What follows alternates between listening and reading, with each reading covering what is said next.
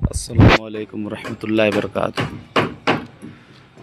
हज़रात गिरामी, जैसा कि आप हज़रात देख रहे हैं कि काम अल्हम्दुलिल्लाह छत लेवल तक पहुंच चुका है। ये और मस्जिद वाला, ये भी 2 पिलर थोड़ा 3-3 फीट और उठेगा।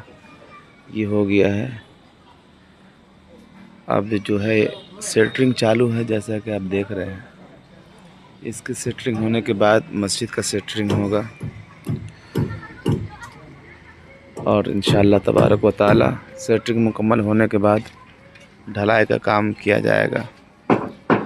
आप लोग अपनी अपनी राय पेश कीजिए कि किस तरह ढलाई होगी। पैसे तो 1 रुपया है नहीं, काम में हाथ लगा दिया गया है।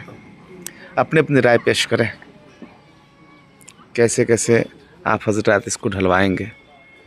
ज़रा दिल बड़ा दिखाएं, अल्लाह के घर का काम है।